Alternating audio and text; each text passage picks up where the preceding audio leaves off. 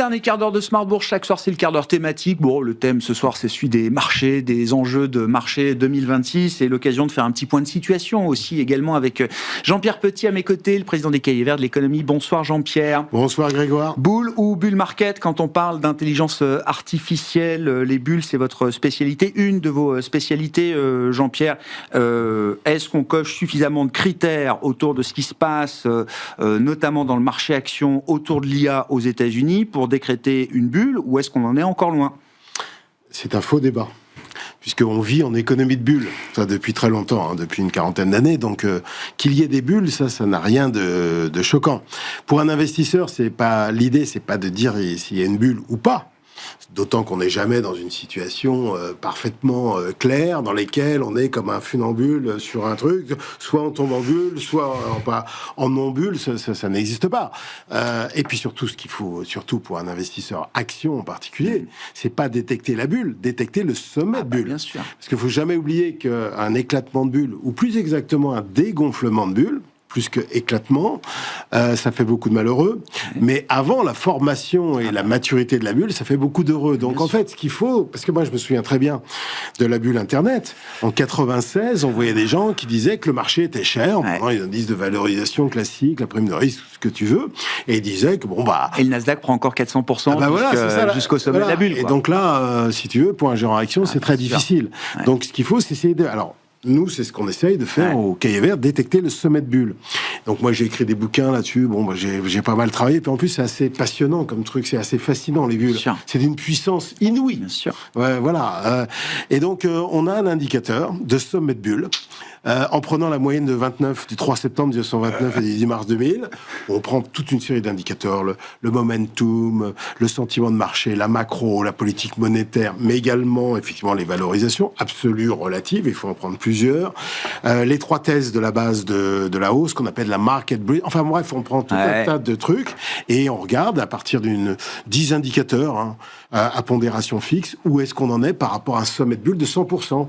Le problème, c'est qu'au début novembre, on était à 79. Donc, comme on était, on était à 72, 73 avant l'été. Donc là, on a allégé la tech. Alors, on a décidé d'alléger. Ça ne veut pas dire qu'il va y avoir un éclatement, etc. Ensuite, plus on se rapproche effectivement des 80, mais on peut avoir un marché baissier, mais qui soit pas celui de 1929, parce qu'en plus, celui de 1929, c'était pas seulement l'éclatement de la bulle, c'était la réponse de politique économique qui n'était pas du tout adaptée, elle était même nulle, elle n'existait pas, alors que, bien, heureusement qu'aujourd'hui, on réagirait en termes de politique monétaire et de politique budgétaire. Mais comment dirais-je, 2002, entre mars 2002 et octobre, entre mars 2000 et octobre 2002, on a fait effectivement moins 77 sur le Nasdaq, c'est quand même pas mal, et moins 49 sur le SP500. Mais on peut très bien avoir un truc inférieur. Par exemple, les gens l'ont un peu oublié, mais on a fait moins 24 entre la mi-février et le 8 avril sur le Nasdaq. Bien sûr. L'été 2024, on a dû faire moins 13. Et puis alors, Nvidia perd quasiment 30% sur la période, je crois. Entre novembre 2001 et décembre 2021 et 2022, on a fait moins 37. Mais on arrive dans cette zone où quand même la possibilité d'un trou d'air sur la tech américaine devient de plus en plus probable. Oui, au fur et à mesure que effectivement, la bulle enfle, effectivement, on arrive à toujours des limites. Mais ex ante, c'est toujours difficile parce que ça peut venir de l'exogène aussi. C'est pas forcément parce que les gens découvrent des problèmes dans la chaîne de valeur de l'IA, par exemple. C'est parce que, alors là, on a parlé de la dette qui augmentait chez certains opérateurs. Ce qu'on n'aimait pas, c'était l'économie circulaire, là, les engagements de financement, les engagements d'achat entre les hyperscalers, OpenAI et évidemment les semi-conducteurs. Ça plaît pas trop parce que on se dit que si jamais une carte, donc le château de cartes faut pas qu'OpenAI tombe, quoi. Voilà, c'est ça. Il y a le problème de la monétisation du modèle d'OpenAI. Moi, j'ai quelques doutes là-dessus, mais enfin bon, on verra. Il y a les problèmes, effectivement. Mais ce qui est intéressant, c'est que dès qu'il y a un doute sur un acteur, il y en a d'autres qui arrivent derrière pour tout de suite prendre la place d'une certaine manière. Oui, alors ça c'est le bon côté des choses. Mais après, le flux d'investissement est énorme. Donc, faut pas oublier que ça coûte. en termes d'amortissement du capital, de dépréciation, tout ça. Donc, il faut que ça rapporte. C'est ce qu'on disait. Oracle, ils vont être cash négatifs pendant 5 ans avec leurs investissements. Absolument. Oracle est probablement parmi les grands acteurs, parce qu'en fait, il y a toute une série d'acteurs qu'on ne connaît pas et qui, sont beaucoup plus parfois en difficulté. Mais Oracle est le seul...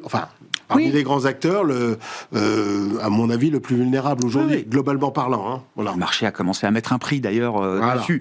Alors, évidemment, l'accélération des CAPEX IA aura été un grand marqueur de cette année 2025, mais si je puis dire, ChatGPT, c'est pas nouveau. ChatGPT, c'est novembre 2022. Ça fait déjà plus de 3 ans que ça existe, et que c'est devenu, d'ailleurs, en 3 ans, une franchise extraordinaire, avec 800 millions et plus, peut-être, d'utilisateurs aujourd'hui. La vraie nouveauté, quand même, dans le domaine de l'IA et de la technologie, c'est pour moi la révélation DeepSeek, qui intervient d'ailleurs le week-end juste avant l'investiture de Donald Trump. Donc on est vraiment là dans le marqueur de l'affrontement technologique entre la Chine et les États-Unis. Et derrière DeepSeek, c'est la révélation, alors que la Chine redevient investissable. Mais pourquoi la Chine redevient investissable ? Parce que la Chine est une puissance technologique. Bien sûr, mais... Pour moi, j'ai toujours considéré que la Chine restait investissable, même en 2021. Alors pour ceux qui considéraient qu'elle n'était plus investissable, elle est vite redevenue investissable avec l'aspect technologique. Alors après, tu as eu 3 ans très difficiles sur le marché action chinois. Mais j'ai toujours considéré, et quand on me disait, mais là, Xi Jinping a foutu le bazar et les gens reviendront pas, je disais non, c'est... D'abord, Xi Jinping, il décide pas de tout. En appuyant sur le bouton, on a l'impression que 1,4 milliard d'habitants qui le suivent, etc. Non, il a été challengé au sein du comité central et même probablement du bureau politique par ses erreurs de 2021 et de 2022. Enfin, si je prends en compte toutes ces initiatives un peu malheureuses sur le business, plus zéro Covid, à mon avis, il a été challengé. Et donc, il est revenu là-dessus, en fait, fondamentalement. Alors, ça veut pas dire il a besoin du secteur privé aujourd'hui. Bien sûr. De toute façon, c'est devenu une puissance technologique grâce à... Alors, il y a eu de l'impulsion. Là encore, on le voit aujourd'hui, le subventionnement public à l'industrie manufacturière est massif.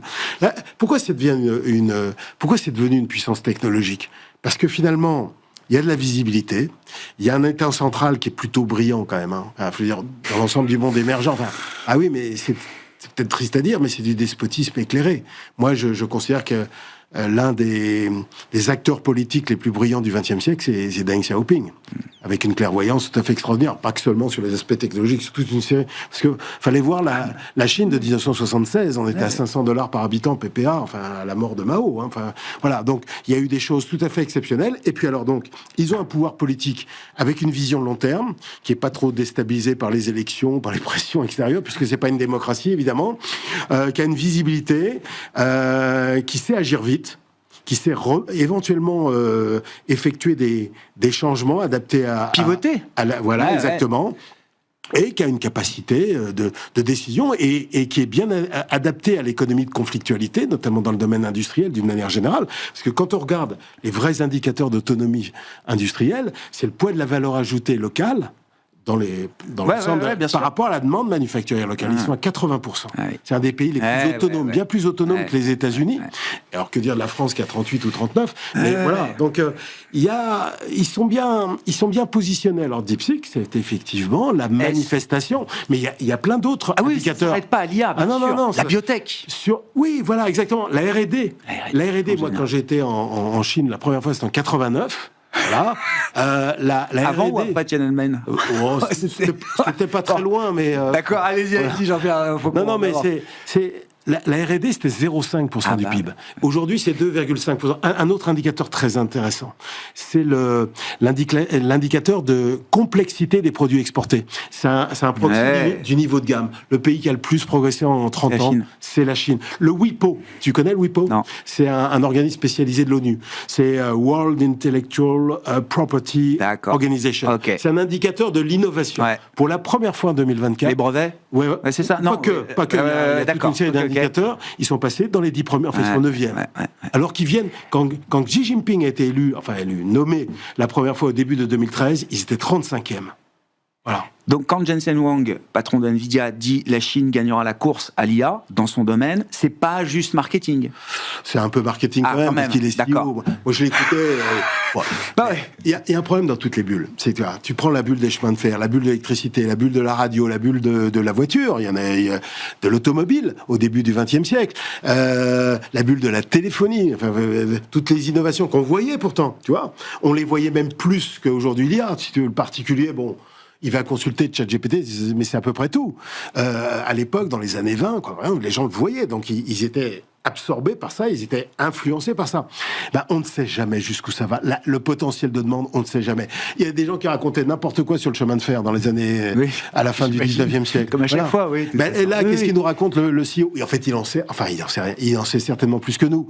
Mais, je veux dire, à 5 ans, qu'est-ce qu'il sait exactement du potentiel de vente des semi-conducteurs? Ça dépend de... Cette autonomie de la Chine aujourd'hui, y compris sur la partie technologique, même si ils cherchent toujours à grappiller un GPU par-ci par-là de Nvidia, mais ça, à un moment, ça s'arrêtera. Est-ce que pour l'investisseur, ça veut dire que si je suis investi sur la tech chinoise, je suis quand même diversifié, décorrélé? Non, parce de la tech américaine. D'abord, t'es pas très décorrélé du marché action américain. Puis la tech américaine, c'est le marché action américain. D'accord. La tech. Si un pain sur Nvidia ou la tech US, ça se retrouve dans la tech chinoise. D'accord, elle est pas parfaite, parce que c'est quand même un marché émergent, etc. Mais franchement, j'ai du mal. J'ai du mal à imaginer. C'est comme la tech européenne, qui n'a rien à voir d'ailleurs avec la tech.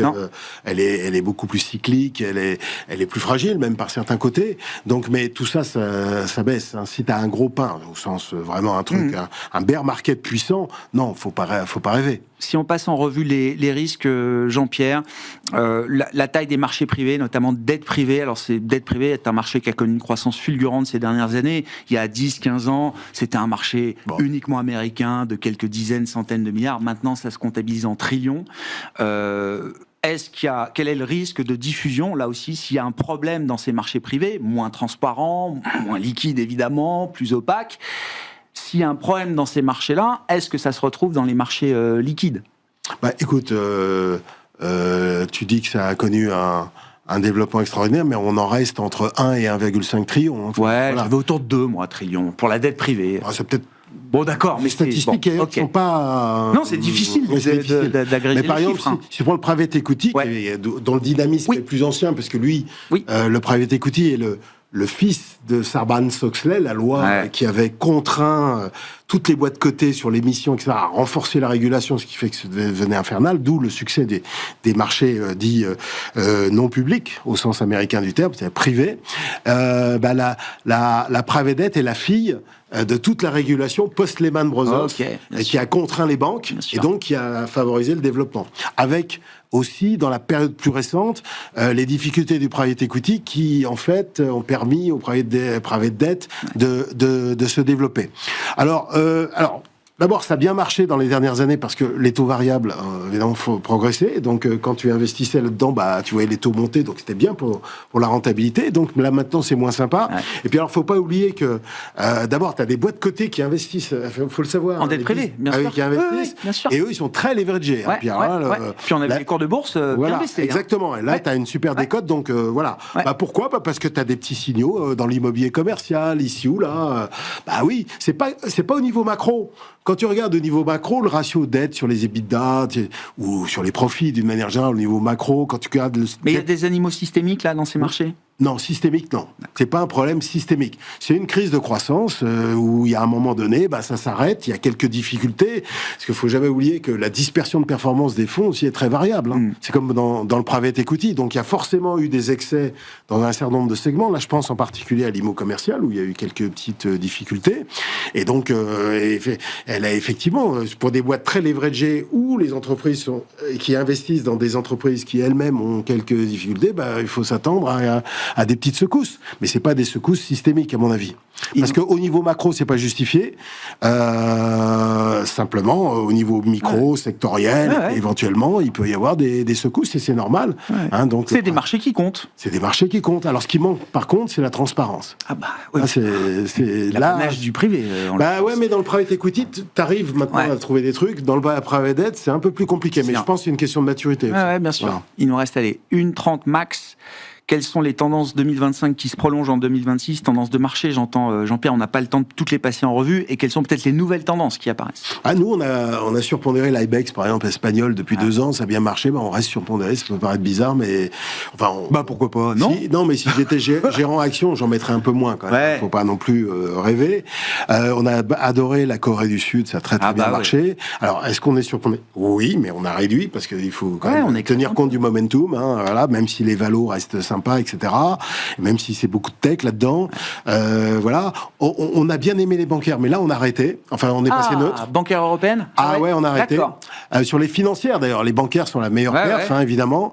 Mais le momentum de révision des BPA a suivi à peu près la marge nette d'intérêt, mais il n'y a pas d'attractivité. Il y a eu un re-rating, mais là, maintenant, c'est plus très, très intéressant, quoi, tu vois. Les prévisions des analystes sont à 9-10. 9 pour 2026, 10 pour 2027, il faut y aller, quoi. Faut y aller, quoi. Donc, neutre, oui. Okay. Alors, le secteur de l'assurance, par contre, qui est la 4e performance, si je me souviens bien, et notamment la réassurance, que j'aime bien parce que je suis un petit peu pépère, il y a quand même un pricing power non négligeable. Alors, il y a une prime, par contre. Il y a un pricing power non négligeable et c'est assez défensif. Donc, ça, faut pas le négliger. Sinon, il y a l'or. Toujours. Ça continue. On a réduit là aussi. On s'arrête après. On reste surpondéré sur l'or et même sur les minières orifères, en faisant un petit peu attention, bien évidemment. Mais qui ont cartonné et qui font fait bien plus que la performance du métal spot. Merci beaucoup, Jean-Pierre. Jean-Pierre Petit, président des Cahiers Verts de l'économie, avec nous dans ce dernier quart d'heure de Smart Bourse.